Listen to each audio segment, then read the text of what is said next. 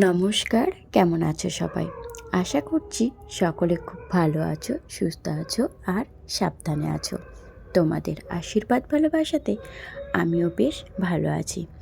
অঙ্কিতাস ব্লগের আরও একটি নতুন ব্লগের তোমাদের সকলকে জানাই অনেক অনেক স্বাগত। নিত্যদিনের আরও একটি ব্লগ তোমাদের সাথে তুলে ধরছি। ব্লগটি পুরোটা দেখার অনুরোধ রইল।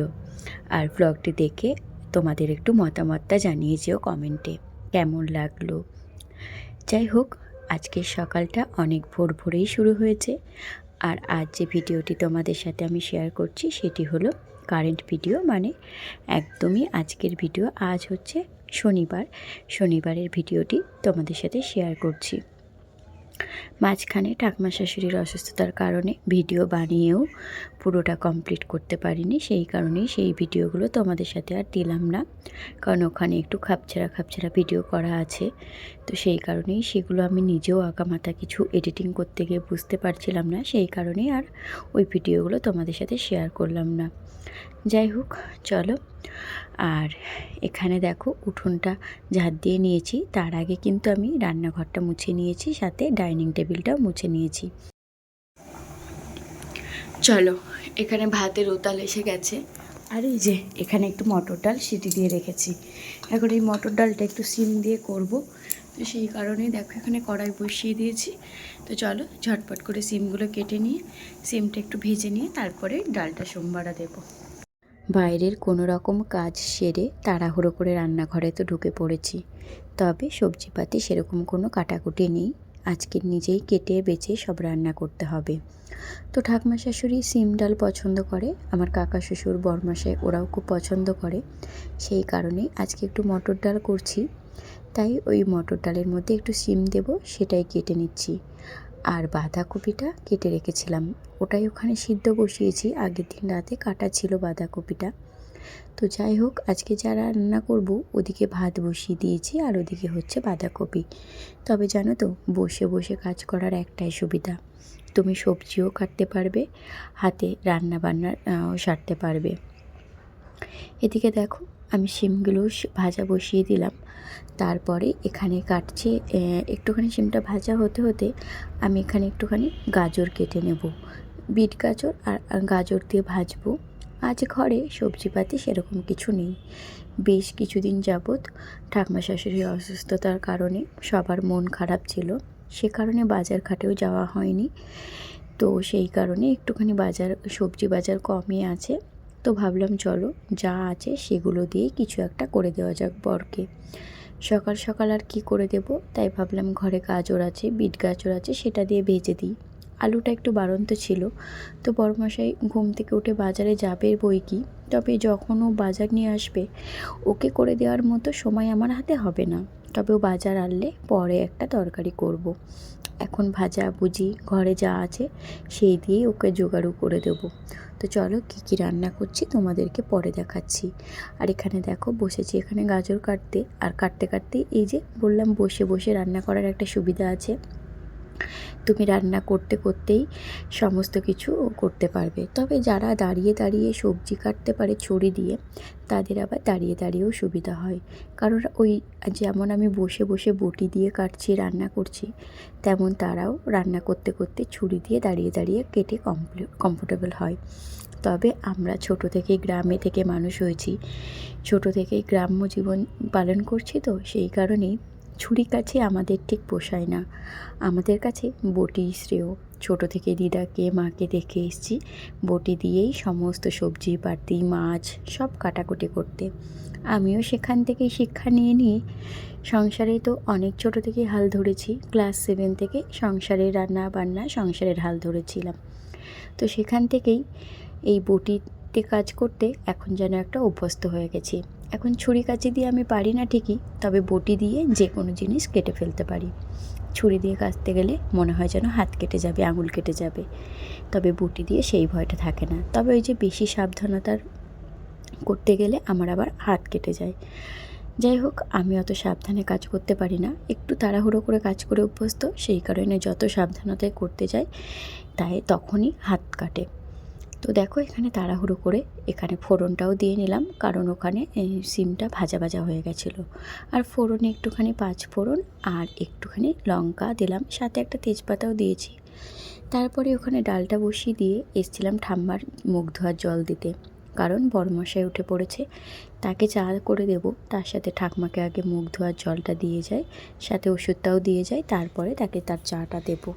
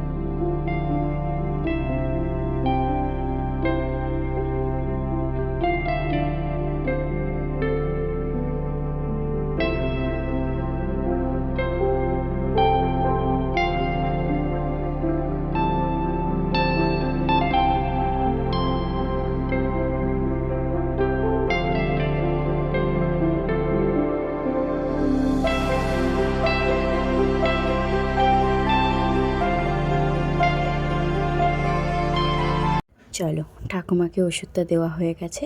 ওষুধ খাওয়ার পরে ওনার মুখে কিছু একটা দিতে হয়, আর এখন ডক্টর ওনাকে বলেছে ওনার জন্য একদমই খালি পেট না থাকে, তাই সবসময় তো ওনাকে সবসময় তো খেতে দেওয়া সম্ভব না একা হাতে, সেই কারণেই ওনার সাথে করে ওই একটা কৌটাতে মুড়ি দিয়ে রেখেছি আর কিছু মেরি বিস্কুট, যেটাই ওনাকে ডক্টরে খেতে বলেছে। তো উনি ওষুধ খাওয়ার পর সেটাই খেলো, আর আমি এখানে চা মুড়িও দিয়ে দিলাম। তারপরে দেখো চলে এসেছি আবারও রান্নাঘরে। এখানে গাজর আর বিট গাজরটা ভাজছি, আর এখানে দেখো ডাল সোমবারা দিয়ে নিয়েছি, আর একটু ভাজবো বড়মশাইয়ের জন্য বেগুন, আর কালকের একটা তরকারি আছে ওটাই দিয়ে দেবো। এই যে বেগুনটাও কেটে নিয়েছি, গাজর ভাজাটা নামিয়ে তবেই বেগুন ভাজবো, আর সাথে অনেক আগেই আমি পাঁপড়টা ভেজে রেখেছিলাম। আর এখানে বড়মশাইয়ের জন্য চাও করা হয়ে গেছে। চলো, বড়মশাই গেছে এখন সবজি বাজারে, তো আমি তার টিফিনটা প্যাক করে রাখলাম। এখানে আছে একটুখানি ডাল, আর এটা হচ্ছে ডিমের অমলেট করে একটুখানি ঝোল, এটা কালকের তরকারি আজকের নয়। আর এখানে আছে গাজর আর বিট গাজর ভাজা, আর এটা হলো বেগুন ভাজা, দেখতেই পাচ্ছ, আর সাথে দিয়েছি একটা আপেল। চলো টিফিনটাকে প্যাক করে নিই, তারপরে ঘরের কাজ করবো। ওদিকে জামা কাপড় কেচে রেখে এসেছি, এখনও ধোয়া হয়নি। 8:30টার সময় কাজে যাওয়ার কথা, 8:30টার বেশিই বেজে গেছে বাজার থেকে আসতে আসতে, তাই দেখো এখনও বাজারের ব্যাগ নামানোর সময় হয়নি, আর ভীষণ তাড়াহুড়ো করছিল, তাই আমি একটু ওর হাতে হাতে গুছিয়ে দেওয়ার চেষ্টা করছিলাম। তো দেখতেই পাচ্ছ বড়মশাই দৌড়ে ঘরে গেল, অনেকটাই দেরি হয়ে গেছে। তো আজ ও যেহেতু বাজারে গেছিলো, আর আমার রান্নাবান্না সেরকম ঝামেলা ছিল না, তো বাজারে যাওয়ার মধ্যেই আমার রান্না হয়ে গেছে। তারপরে আমি চলে গেছিলাম জামা কাপড়গুলো কাচতে, খুব বেশি কাচাকুচিও ছিল না। তো চলো, এই যে এখন যাচ্ছে বড়মশাই কাজে, তাও আবার গাড়ি নিয়ে, কারণ আজকে ওর প্রচণ্ড দেরি হয়ে গেছে। এই যে এই চুটিটা পরে বাথরুমে গেছিলাম,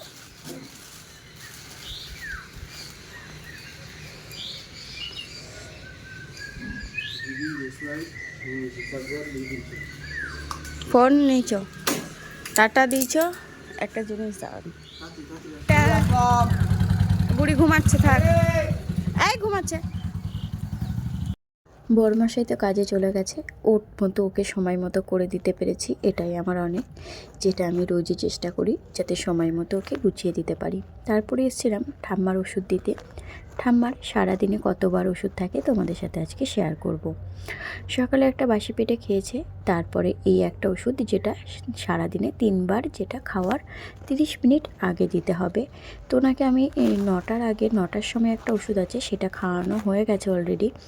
তো ওই ওষুধটা খাওয়ার পরেই এটা দিচ্ছি। ওই ওষুধটা খাওয়ার আধা ঘন্টা পরে, মানে 9টার সময় ওই ওষুধটা দিয়েছিলাম, এখন বাজে 9:30, তাই 9:30টার সময় দিচ্ছি এই ওষুধটা। 9:30টার সময় এই ওষুধটা খেলে ঠিক 10টার সময় ওনাকে আমি ভাত খাওয়াতে পারবো। সেই কারণেই টাইম ধরে ধরে ওষুধ দিতে হচ্ছে। আর এই টাইম ধরে ধরে দেওয়াটাও আমার পক্ষে এখন একটু চাপের হয়ে যাচ্ছে, কারণ কাজ করতে করতে অনেক সময় ভুলেও যেতে হচ্ছে। কী করব বলো, একা হাতে তো, তাই অতটা সামলাতেও পারছি না। যাই হোক, ওনাকে ওষুধটা দিয়ে আমি আবারও একটা তরকারি বসিয়েছি, আলু দিয়ে ফুলকপি দিয়ে। এখন এখানে তরকারি হতে হতে আমি বেশ কিছুটা কাজ করে নেব, যেমন ঘর মোছাগুলো করে নেব। তো চলো, কাজ বাজ সেরে তোমাদের সাথে আবার আসছি। টাটা। চলো, ঘর মোছা হয়ে গেছে, জামা কাপড়ও কাচা হয়ে গেছে, বাকি রয়েছে এখন শুধু বাসন মাজা। এখন ঠাম্মাকে একটুখানি বাইরে বার করব, উনি একটু বাথরুমে যাবে। তারপরে এই যে দেখতেই পাচ্ছ গেটের কাছে একটু রৌদ্র এসছে, এই রৌদ্রে একটু বসবে। তারপরে ওনার খাওয়াও হয়ে গেছে সকালের, যেহেতু এখন ওষুধের জন্য তাড়াহুড়ো করেই খাওয়ানো হয়, তো সেই খাওয়াটাও হয়ে গেছে। উনি শুধু এখন এই রৌদ্রে একটু বসবে। উনি রৌদ্রে বসলে ওনাকে ওনার মতো করে সেটিং করে দিয়ে আমি খেয়ে দিয়ে যাব বাসন মাজতে। এখন এঁঠো বাসনগুলো মাজা হয়নি, এঁঠো বাসনটা মাজলেই আমার মোটামুটি আজকের মতো এবেলার কাজ কমপ্লিট। তবে যাই হোক, এখনও ঠাকুমার স্নান করানো বাকি আছে। আমি নিজে স্নান করব, খাবো, কাকা শ্বশুর আসবে তাকে খেতে দেবো, সেও কিন্তু অনেক কাজ। এই করতে করতেই আমার 1টা 1:30 বেজে যাবে। যাই হোক, সকালবেলা অনেকটা তাড়াহুড়ো করে কাজ করলেও যখন সব কাজ হয়ে যায়, বাকি যে খুচখাচ কাজগুলো পড়ে থাকে সেগুলো আর তাড়াহুড়ো করে করতে পারি না, আর ইচ্ছাও হয় না। তার কারণ হলো সেই সময় আমার আর শরীরটা দেয় না। এখন ঠাম্মাকে এখানে বসিয়ে দিলাম, ঠাম্মা একটু পরে নিজের জায়গায় ঠিক ফিরে আসবে। যাই হোক, চলো এবার খাওয়া দাওয়া সেরে নিই, তারপরে বাসন টাসন মেজে আবার তোমাদের সাথে দেখা হবে। টাটা।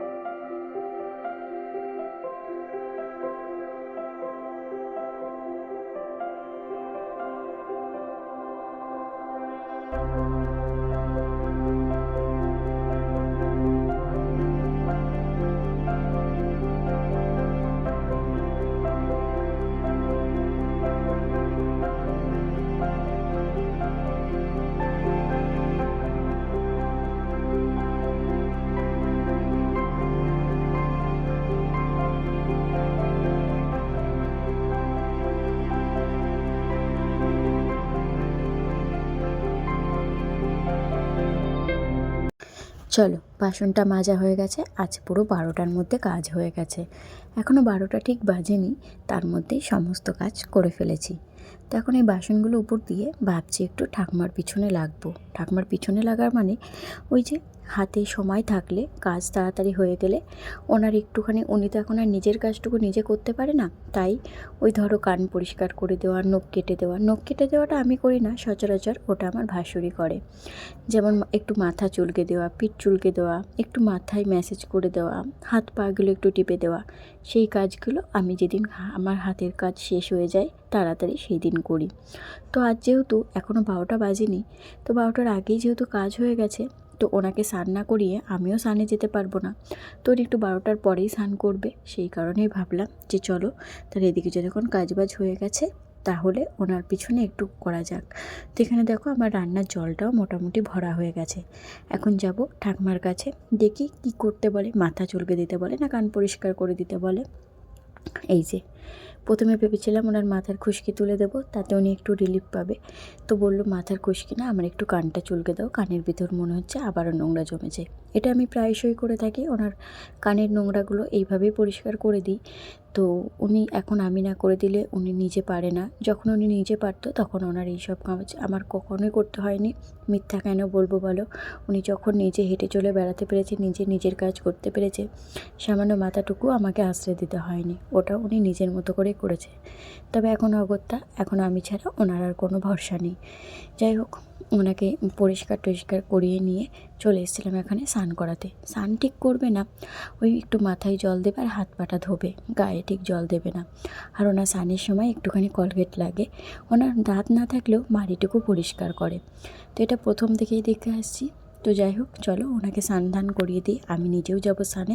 তো চলো, আমি একেবারে স্নান করে তোমাদের সাথে দেখা হবে। টাটা।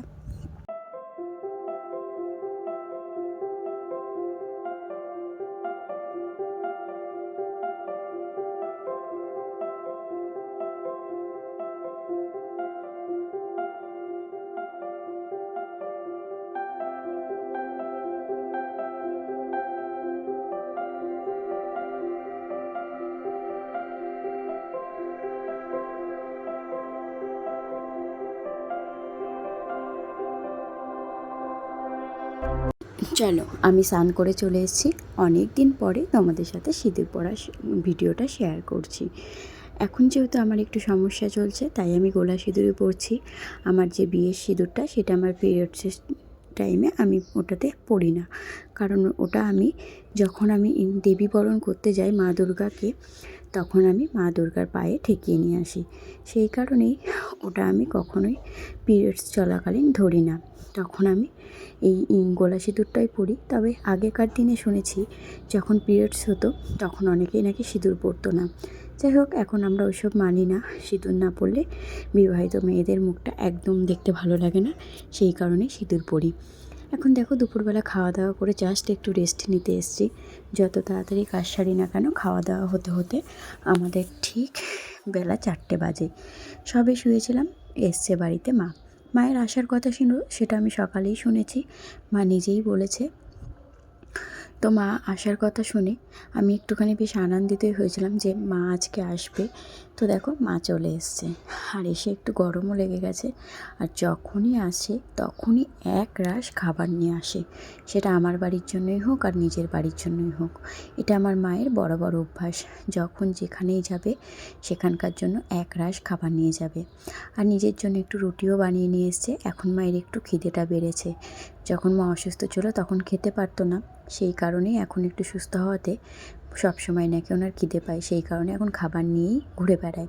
তো মা একটু বানিয়েছিল পায়েস, আর একটু বানিয়েছিল চন্দন পিঠে, আমরা ঘাটা পিঠেও বলি। তো সেটাই দিতে এসছে আমাদের।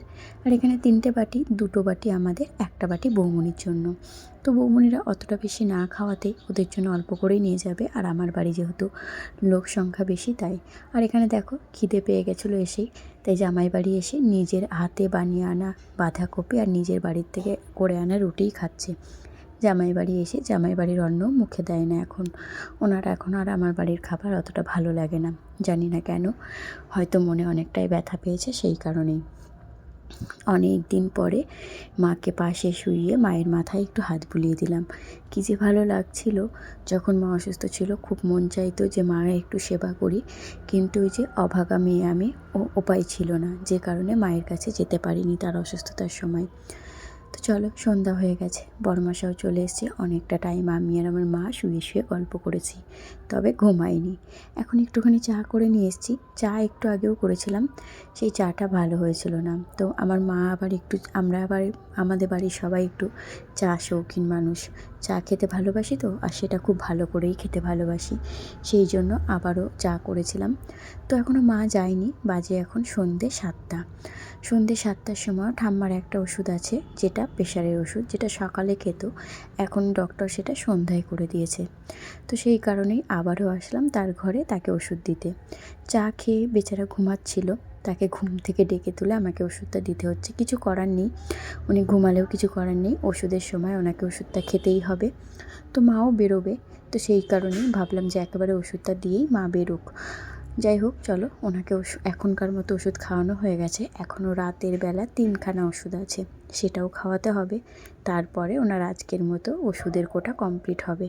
তবে বয়স হয়ে গেছে তো ওষুধটা ঠিক খেতে চাইছে না, একটু খিটখিট করছে। কিন্তু আমারও হাত পা বাঁধা, শরীর ঠিক রাখতে গেলে ওষুধ তো খেতেই হবে।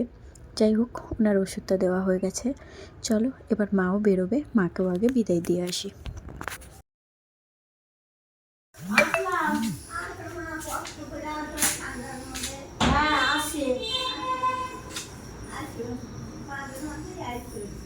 মাঝে মাঝেই তো এসে আপনাকে দেখে যাচ্ছি, কালকে শুনলাম শরীর খারাপ, আজকে চলে আসলাম। হ্যাঁ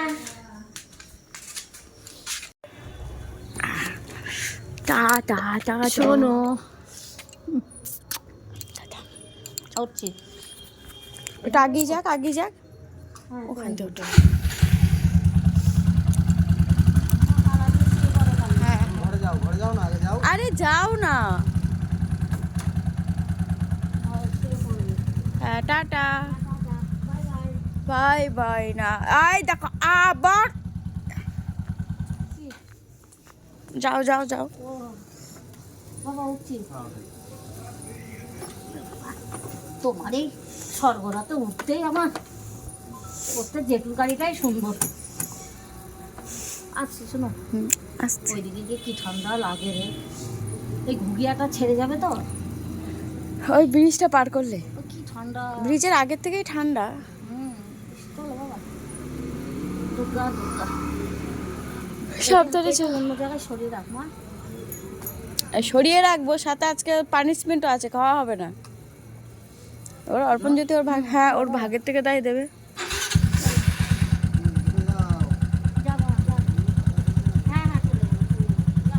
চলো, মা বেরিয়ে গেল, এবার আমি গিয়ে একটু ঘরে গিয়ে রেস্ট নেব।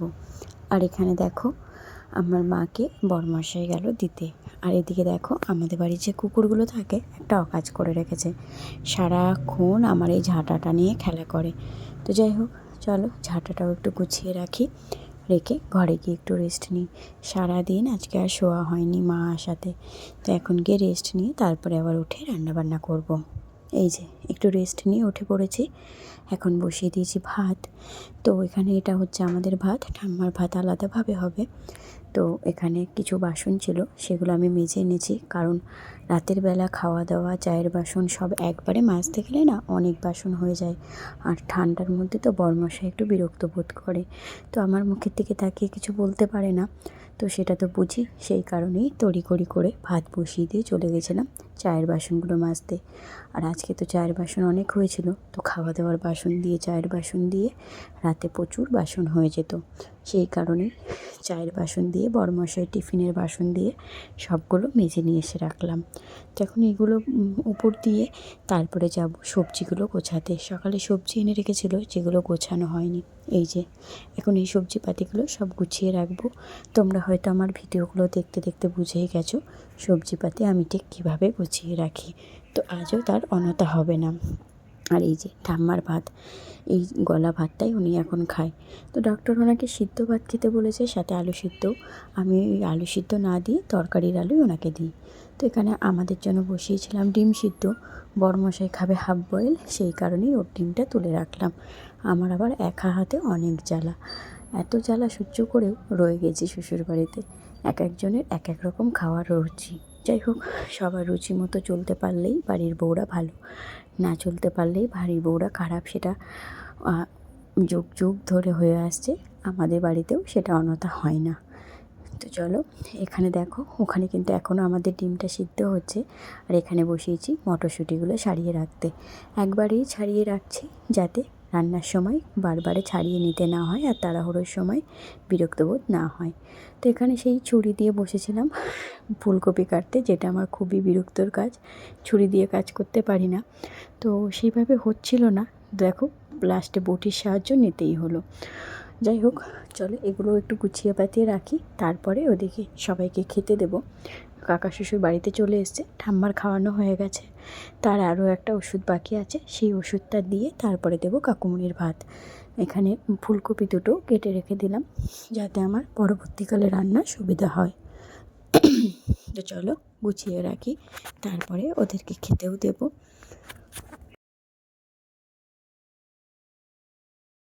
চলো সবজিগুলো গোছানো হয়ে গেছে। আর এখানে এই যে মা এনেছিল চন্দন পিঠে, দুধে ভেজানো পুলি মিষ্টি, আর এখানে ছিল একটু পায়েস। এটা হচ্ছে কাকা শ্বশুরের আর ভাসুরের, ওদেরকে খেতে দিয়ে দিয়েছি। এখন এই দুটো ওদের সামনে দিয়ে আসবো। রাতের খাবারে যদি একটু এরকম মিষ্টি থাকে কার না ভালো লাগে। আর কালকে সকালে করবো একটু ফিস্টাল, যার কারণে এখানে সব সবজিপাতিগুলো কেটে রেখেছি। এটা একটা অনেকটা সময় সাপেক্ষর কাজ। তো চলো এখানে সবজিগুলোও সমস্ত কেটে নিয়েছি। এখানে আছে পেঁয়াজ কলি, সেটাও কেটে রেখেছি। চলো ভিডিওটি তাহলে এখানেই শেষ করছি। সবাই সুস্থ থেকো, ভালো থেকো, সাবধানে থেকো। দেখা হবে আগামী